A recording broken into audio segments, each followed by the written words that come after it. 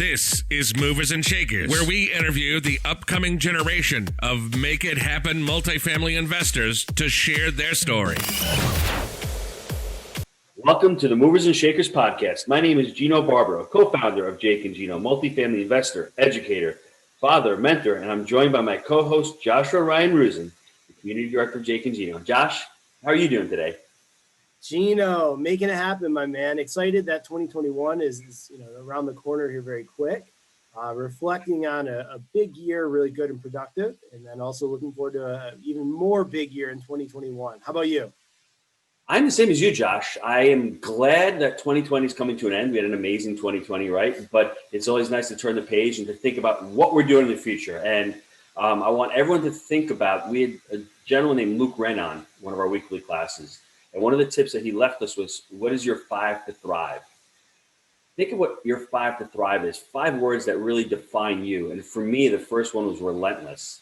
I think the next one for me was committed, right? Concerned, charitable, and caring. Those are my 5 to thrive. So I identify with those 5. And the reason why I'm mentioning this is our guest on today. I'm sure she's got a couple in her mind that comes right away. And I thought about relentless and that committed. That's what she's all about. And I'm glad to have her on because she's got an amazing story and I want her to share it. So Josh, let's get this thing started. Yeah, so our guest today is Nicole Pendergrass. Nicole began ravenously consuming real estate investment education in 2010. She formed a private investment group focused on wholesaling in 2012, and in 2013 was a founding member and acquisitions chair for a group purchasing single-family rentals in Detroit, Michigan. In 2015, she purchased her first residential multifamily property and quickly realized that larger buildings would mitigate the risk of non-paying residents, among other benefits. This led her to joining the Jake and Gino Wheelbarrow Profits Academy and Make It Happen Mastermind Group to increase her network, resources, synergize her efforts with the education and guidance of those established in this space. Without further ado, welcome to the show, Nicole. Hi, everybody. Thanks for having me. I'm so grateful and honored. All right, so Nicole, talk to me about this. What do you do for your day job, and how did real estate kind of get into the picture? Okay, my day job, I work in a hospital, kind of running administrative outpatient clinics. And I started with real estate, honestly, in 2010, and it was right after my father died. A couple of months later, I ended up going to my first 3-day boot camp kind of situation. And from there, I just was hooked. And I knew that from the situation with my dad passing, he didn't leave much money for my mom. There wasn't no inheritance or any of that because we didn't come from money. And so I knew I wanted to do what I could to help my mom in her retirement and build up for her future. And because I didn't have kids or anything at that point, that was my focus, because I had seen my mom work 2 to 3 jobs growing up just to make ends meet because my dad was sick and he couldn't work. So that's kind of where the fire for the possibilities of real estate came from. And at the point in my job, I had already been looking for something else. And I really wasn't sure what that was. And then real estate came and I just was like, oh yeah, this is my ticket. So what do you like about the ticket? I mean, what allures, what attracts you to real estate? Just the possibilities that you can grow wealth, so not quickly because it is a long-term game, but more effectively and quicker than a lot of other options that are presented to you, as far as mainstream financial resources and options. And I just like that you have that control and that somebody like a regular person can actually become a millionaire through real estate, and that you could live the way you want to live because your properties are, getting paid for by of residents. And however, there's so many benefits, but every strategy, even if it's one of the wholesaling or flipping or one of the non-passive, more active strategies, the possibilities still are endless if you just put in the work. And that's what I liked about it. I love that. So what were your limiting beliefs getting into real estate? Because for me, Nicole, when I first got in, I didn't have the time. So for me, I don't have time to do this. And number 2, I didn't have a lot of capital to do it. What limiting beliefs did you have when you started? It's probably the same. I had time though at that point because I started, I was young, not doing anything with my time really, except for, hanging out with friends and this and that.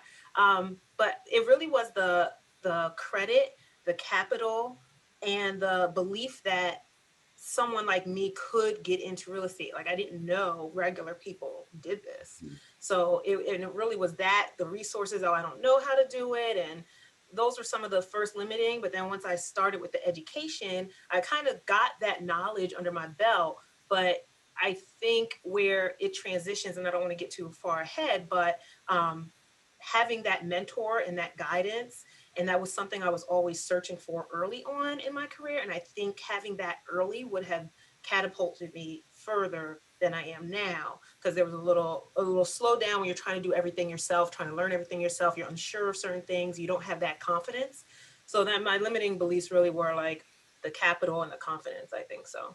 So when you started out with wholesaling. How did you, like, your persons on this listening, they have nowhere to start. Where would you tell them to start? What is the first thing that somebody should do after they hear you say, I want to get into real estate? What should I do? First thing is actually the education before anything else, because a lot of people lose their shirts in real estate. So it's not easy, and it's not easy, but it's simple, like the steps, but you still have to have some kind of knowledge base. And so I think being educated and being surrounding yourself with a group of like-minded people, like finding that group of people who you can talk to, because a lot of people who are starting from nothing are also coming from families who don't do real estate, and they don't have, an uncle or a parent or someone who's been doing it. So you have to find that network that you can engage with on a constant basis and educate yourself, and then start small. Start with the savings and the credit.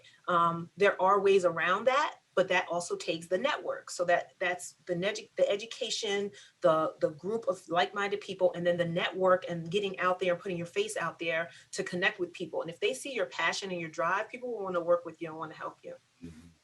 Yeah, Nicole, you bring up a good point there, right? Let's say I'm getting into real estate and none of my family's in it, right? And in fact, when I tell them that I'm getting into it, some of them discourage me, right? That's risky. What are you doing?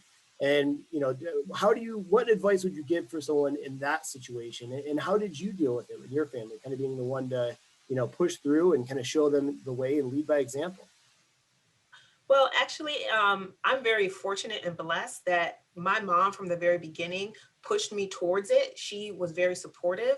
And my husband, like I said, he was my boyfriend at the time. He's the one that took me to that 3-day seminar. So the couple of people who were super close to me, and those were the only two at that time that actually mattered, they were supportive. So, I didn't have, a bunch of naysayers or other family member telling me not to do it.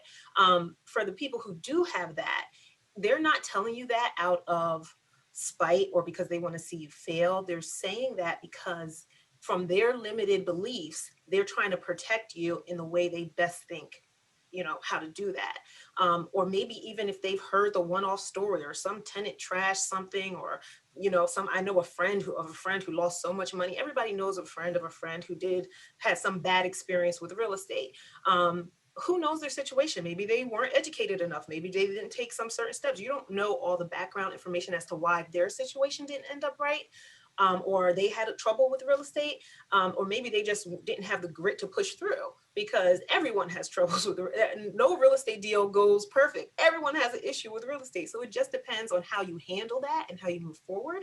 So I think people who are having those naysayers around, that goes back to the network and the community, and just surrounding yourself with the people who are like-minded and who have done it and who understand it, and talk to them about your situation. Don't talk to the family first, because if they're going to be the ones that are putting you down. I just had a call with a friend the other day who wants to get into real estate, and she said, her family's she doesn't even want to talk to anybody else anymore, because all she keeps hearing is negative feedback. And she said it's so good to talk to somebody who understands and who looks like her and wants to and is doing things. And that was like a confidence builder for her. So I said, you can reach out anytime, because I know, what that's like to not have that circle around you.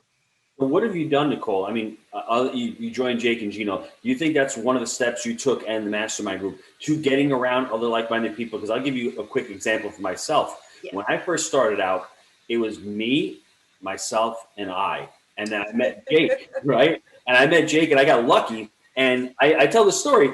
I didn't tell anybody at the restaurant that I was really doing this, because I thought I was a pizza guy. No one wants to talk about real estate with a pizza guy. And at 200 units, I knock on the door to my mother and I say, Mom, I've got 200 units. I'm leaving in 6 months. because I didn't even tell my mother about it, because that's how disheartening it can be. Because like, you're trying to go for your dream, you know what your why is. You don't want to constantly hear you've got 6 kids to feed.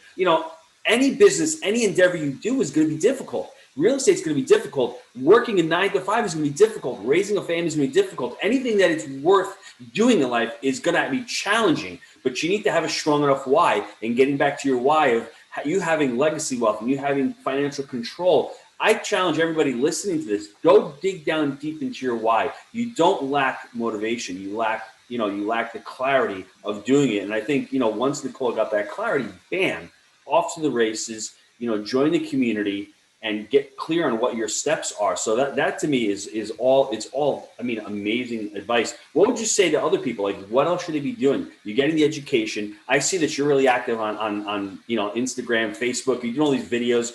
You really love the journey. Let's talk about the journey. How has the journey actually affected the rest of your life? Because when you're doing something you love, it shows, doesn't it? Yeah, but I have to be honest. I just started posting on social media excessively this past summer after I joined the mastermind group, and Marco and Hadar made me.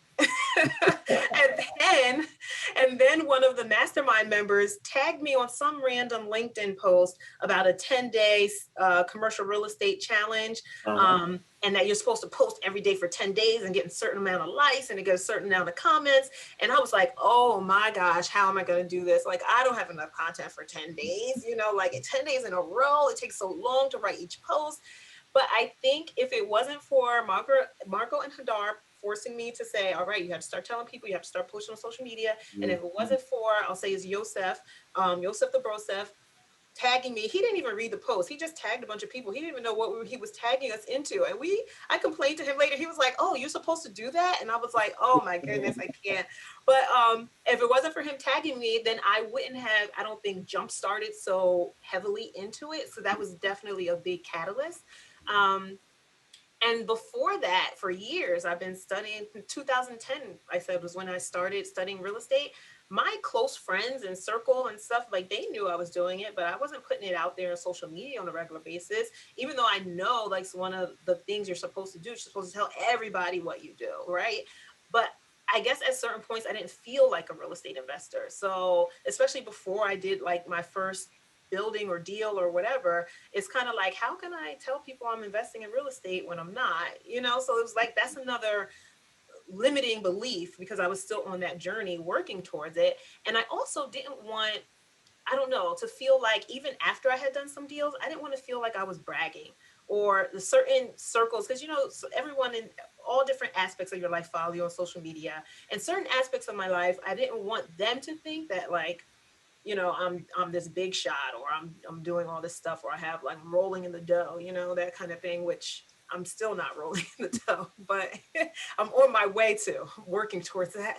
That's right. So it's important, everybody. There's a lot of nuggets that Nicole just shared with us right there. First of all, until you start identifying with what you want to do, it might hold you back from a mindset. If you believe you can do it, then you can do it.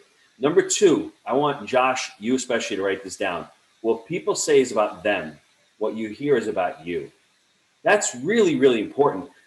Nicole should really care less what people think about her. If she's posting something on Instagram or Facebook, she's sharing her story and her experience, trying to motivate and inspire other people. Some people may take that as that's great, and some people may say, why is she bragging? It's all how they receive it. It doesn't matter how you put it out there. So I want everyone out there. And I felt the same way when I started my journey. Who wants to hear me? I've only got 20 units, but there's a lot of people that are starting, right? So you're out there trying to help others, and you're trying to build your own brand, because the Nicole Pendergrass brand is in and of itself. So that's how you start raising capital and start becoming comfortable with speaking to people, right? And then the more people you tell, all of a sudden you get more exposure, you get more deal flow, you get more opportunities, and that's the amazing thing. So you mentioned a couple of people, Hadar, my brother Mark, Yosef. These are all like Jake and Gino members. That's all part of the community. It's all starting to click, right?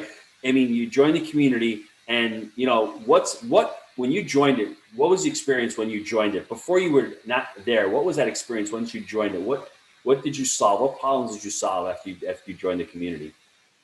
Well, the problem I saw joining, and one of the main reasons I joined, the education is great, but I didn't join more so for the education. I joined more so for the community.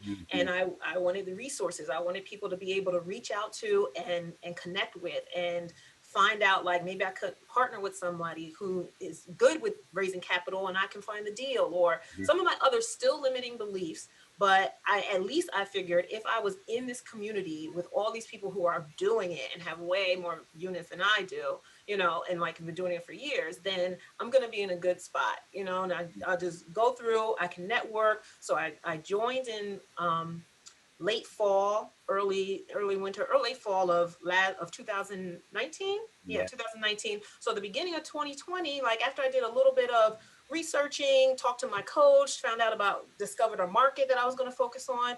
And then I started the beginning of 2020 off in a roll. Like I went to the Jake and Gino Manage Right boot camp in January. I was going out to my market a couple of times because I actually was still on maternity leave. So I had some free time to like drive out to my market and go to some meetups and go some property tours, meet some realtors, things of that nature, just to get my face in the market and to show people I was there.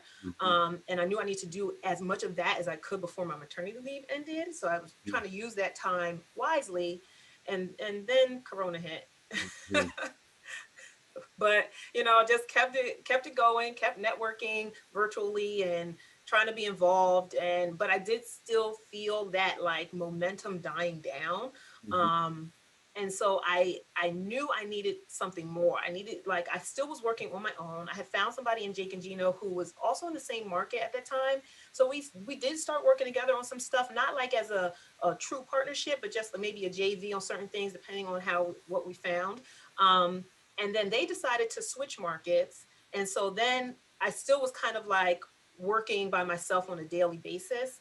And that's when I found out about the mastermind, the MIH mastermind. And I said, you know what, I need to amp this back up. Like Corona kind of slowed me down, but I need to rev the engine. So that's when I joined that so that I could have even more hands-on, like, constant accountability and things of that nature. So yeah, that was the progression of that.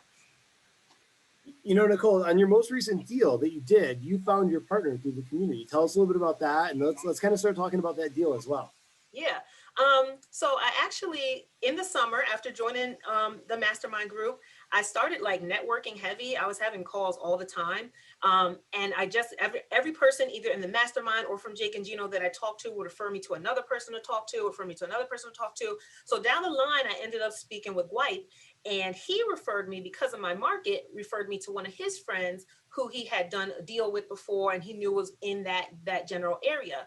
So I talked with him a few times. We clicked, we had a few conversations, and we were kind of on the same wavelength, on the same page about what we were looking to do and where we were in our investing career. And then a deal just came up. He had brought me one deal that I was kind of nervous about. I didn't really want to do that one. It was a student housing deal, which would have been good, but there would have been a lot of holding periods. So I wasn't in on that one. But then he sent me another one, like there was a listing. It was a listed deal. It came out on maybe a Thursday. I saw the email and I was like, oh, that looks like a good one to analyze. And I procrastinated and I did not do it right away. Don't procrastinate, people. So if real estate is all about speed of action. So then the next day, Friday, he called me and he said, oh, my agent, my property manager told me about this deal. She would not send me a deal that she doesn't think is good or she thinks is going to be a headache because she doesn't want to manage a headache. So this is a good deal. We need to, what do you think about it? I said, oh, I saw that. Let's go ahead and move forward.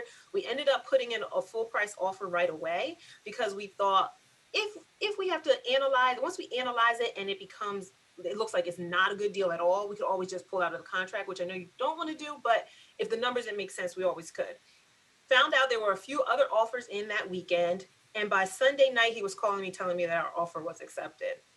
So, and it just happened so fast. But the thing was, if I had not been out there networking and talking to everyone and telling about my market and connecting, then I would have never met my partner. And then I would have seen that deal and let it slide by and not been brought into the loop. So when people meet you and they get to know you and they like you and you guys are vibing, then they'll want to bring you in on deals. I love that. Josh, there's two things Nicole said that's really important. We need to really repeat for the listeners. The first one, do what you say and say what you do. The speed of action is all about it. If you get a deal, analyze the deal and get it back to the broker as quickly as possible. If it's a no, great. Just say, hey, Mr. and Mrs. Broker, it doesn't work for me. The cap rate's too low or cash on cash is not there. But just get back and try to build a rapport with the broker. And the second thing, you have to be out there and networking. It's a relationship-based business. Every business is based on relationships. So you never know where you may get a deal, whether it's from a broker, whether it's from a property manager, a title company, your CPA, a banker, a meetup group. You just never know where these deals are coming from. That's why social media is so great. When you get out there and you start putting your message out there, people who want to follow you, they're going to resonate with you. They're going to hear the story and go, oh, wow, she's in the market. I mean, great story. We had a student who joined a little over a year and a half ago. I had a call with him, guys. I told him, tell everybody. So the next day he goes to his chiropractor's office. He tells his chiropractor he's doing real estate. A month later, he finds a deal. He and his chiropractor get on the deal and he becomes a partner. So you just never know who you share the story with. And now, Nicole, now that you did the deal, and what is your family saying? Are they warming up to it a little bit right now, or are they still like, this is just crazy still? Oh, no, that's great. My brother is telling me how he wants to, he got some money saved up. He want to put in a deal. And then my mom is like, calling me when I was on the way to the closing, asking me 50 million questions, just not in a negative way, but she was just interested. And she was like, oh, you guys are doing so great. You have such a business mindset. I never was into it. She kind of also was kind of like, oh, I feel a little bad that I haven't been investing money and blah, blah. And said, Mom, don't worry about it. I'm taking care of you. I got this. You were working to feed 5 kids. That's a different, every generation provides a basis for the next generation to grow and get better. And that's what, she did for me and for my siblings. Explain that car ride, because I think it's important for people to hear that, because there's something in life when you go back and you look back at those moments in time when I told my mom, hey, Mom, I'm leaving the restaurant, and you're in the car with your mom, and that must have been just an amazing feeling. Just like, wow, I finally, it's so great to share this with my family. Yeah.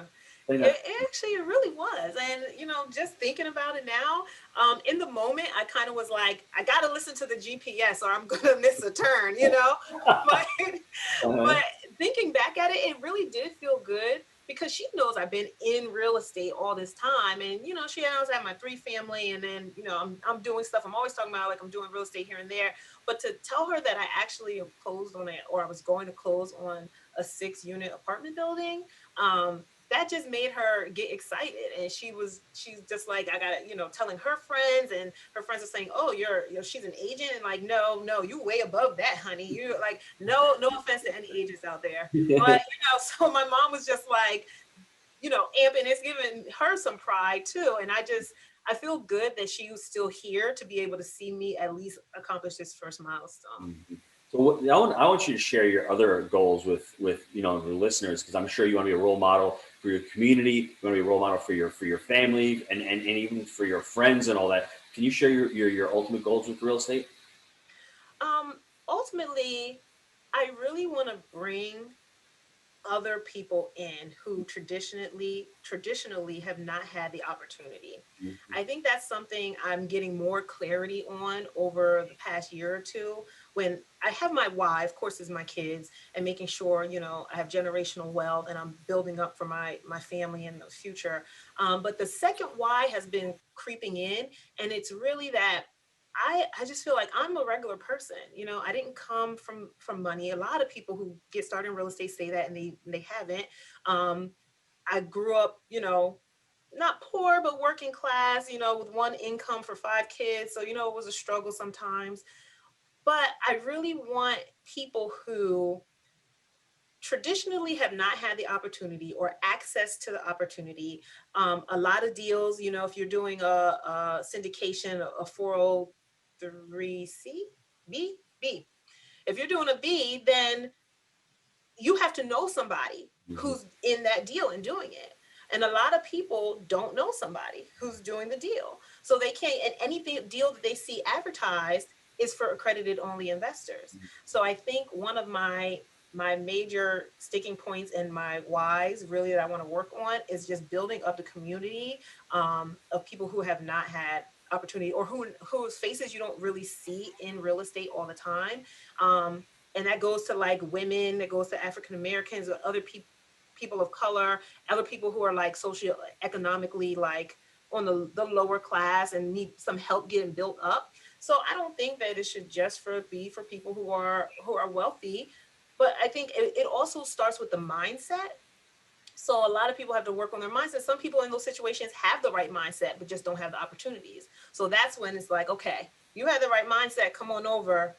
Because, so other people, you need to read a couple of personal development books to get your mindset right first. Mm-hmm. Then you can come on over. But I really just want to help, and maybe my goal is too wide, but that's my main focus and drive is I really want to build for my family and build for others, for my community, and the underdogs really who haven't had the opportunity. So before I get into expanding on your why, you talk about mindset. What kind of mindset do you need to have to become successful? Whether it's in real estate, whether it's in any business, whether it's in life, raising a family, what mindset do you see people don't have versus one that you've adopted? That's hard because there's so many different aspects of mindset that someone can work on. But I think one of mine is the grind. Not even a grind. It's just like consistent and persistent action. Mm-hmm. Just a belief and a faith that you can accomplish. Not making excuses and taking responsibility for your actions. Not being so stuck in the box and following the herd and what everyone else prescribes that you should do, whether it's in life, with your family, and with finances or whatever. Mm-hmm. Look at the people who are kind of where you want to be in life and look at what they've done to get there. Read up on them, get into those circles where you can figure out that insider information, because otherwise, if you follow the herd of sheep, you're going to fall off the cliff with them. Mm-hmm. You don't want to do that. Like, I mean, there's so many controversial things out there that some people feel really strongly about one way or another. But you just have to make up your own mind, maybe take a chance. You can't be scared of a little bit of risk, but make it a calculated risk, because you're never going to expand and grow if you stay inside your comfort box. You have to get uncomfortable. Yeah, I want to add that one thing that you said that I think every entrepreneur, every successful person in life has is responsibility. Ultimately, if you're responsible for your life and for your actions, you can start creating solutions. But if you're out there blaming everybody else, whether it's the economy or, born to having 5 children, I'm having 6 kids and I don't have enough time to work, and you can make those, and I'm not saying they're not justified, but there's no solutions being created. But if you can finally say, listen, I chose to have 6 kids. I chose to have my wife stay home. I chose to work in the restaurant. That's not where I want to be now. I'm responsible for my past. I can be responsible for my future. I think all of a sudden the possibility is endless. And your why is really awesome. I was doing a podcast today and my why really clicked. They asked me and I really dove deep. And my why ultimately was to have control over my financial destiny. I was at the restaurant 5 years ago.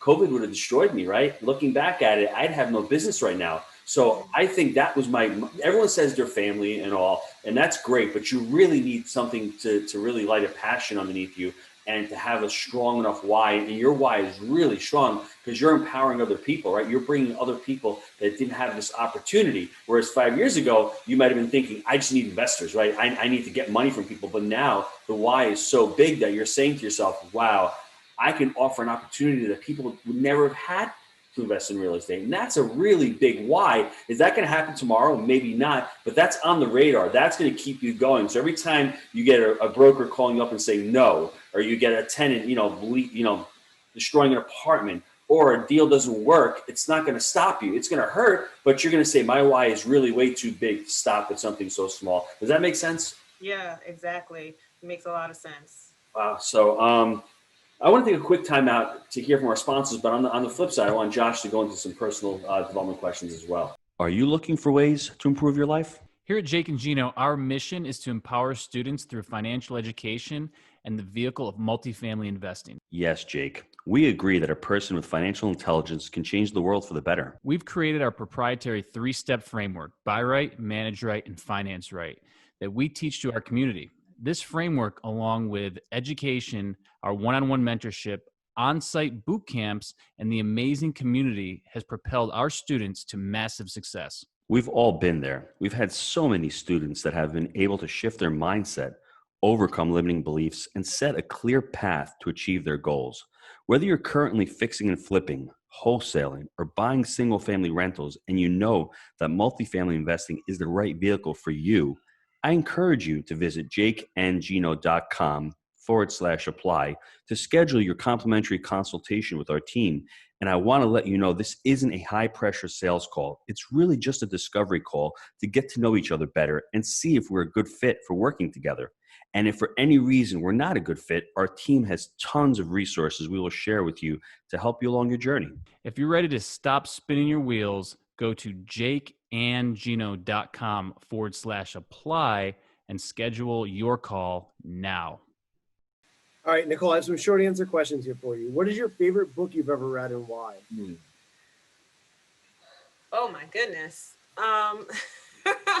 I don't know if I can say favorite. I've read so many over the years and some have really got me. What's it? I think maybe The Millionaire Mindset by T.R. Harv Eker. That was a really good one. And I'm also currently reading The 4-Hour Work Week. That's really good. I know I'm supposed to say one, and then I'm going to pick two more. Rich Dad, Poor Dad, only because that's everybody, but that definitely is a really good one. It's so inspirational. And actually the Honeybee was super inspirational. And I just felt like, they didn't pay me to say this, guys, but I felt like, oh, that's a good book. They have another book out. I'll read that. It's on the shelf. But then when I actually picked it up and read it, I was like, oh, wow. I didn't expect it to be as impactful as it actually was because I had read so many other books before, but good job. Good job. That was a great book. Thank you. Checks in the mail, by the way. So, all right. What about best habit for success? Persistence. I like that. Yeah. A little grit. I like that one. All right, so Nicole, there's been some really good nuggets in this one, and I want to go over some of them, and I know Gino's always going to be able to add to it. So my biggest takeaways are the importance of having the right circle. Really, your network is your net worth, right? As you saw, having people around you to push you further, that are further ahead of the journey, and even finding partners. Also having the right mindset, right? Having that you want assets to work for you and legacy wealth, and taking consistent and persistent action is what's going to slowly and eventually get you there. And having a very strong why. So that's kind of the recipe for success I took from this. Gino, what else you got for us at this one?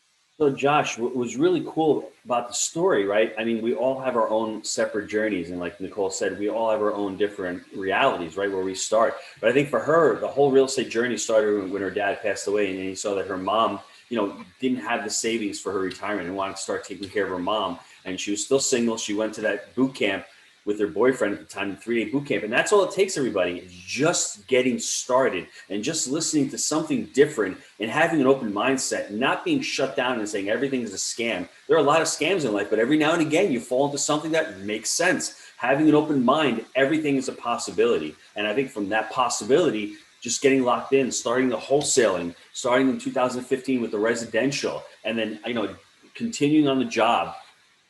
I mean, having a couple of kids is great. That's part of the story. We didn't even mention that. I think that's my favorite part of the story that wasn't mentioned. But, this is a real estate show. We can talk about kids for hours on this show. But, just that. And then, formulating your why, but your ultimate why of not just for the family, but ultimately offering this opportunity, getting in, joining the community, joining another mastermind, investing in your education, continuing to invest in your education. When everyone else out there, a lot of your friends are saying, you're crazy. What are you doing? This is risky. Then having some success, then starting social media, then having people reach out to you and go, this is pretty cool. How do I do this? How do I get involved? It all starts that way. And then a couple of years from now, everyone's going to be like, Nicole, she is really lucky, huh? But they didn't see back in 2010, she went to an event and she's been reading hundreds of books and she's been investing in her time. And during Thanksgiving, she's out there in New York running. I saw the post. She's been crazy and doing stuff she never would have done a couple of years ago. But it's really getting out of your comfort zone. The more you can get out of your comfort zone, the more you can grow. That's what life's all about. And ultimately, she has her why now, and she knows she's exactly where she needs to be to go where she needs to go. So that's the really awesome story, part about this story, and just continue to grow and get out of your comfort zone and continue to invest in yourself. And don't worry about what anyone else says. Focus on what your why is, and then ultimately people will just be wanting to be part of your story. Boom. Nicole, how can the listeners get a hold of you? Well, I'm on Bigger Pockets and Facebook. It's just under Nicole Pendergrass, and you see my, well, I don't know, will they see my face? But anyway, Nicole Pendergrass. LinkedIn is at Nicole Pendergrass. Everything's just Nicole Pendergrass. They can also send me an email at nkdunlap, DUNLAP as in Peter, at gmail.com, and I'll respond that way too. Great. Awesome. Well, listen, Nicole, I want to thank you for being an amazing guest on the show and sharing your movers and shakers story. Now, listen, if you like the show, please leave us a review. And until next time, let's make it a movers and shakers week. See you, everybody. Thanks, Nicole. Thank you. Thanks for having me.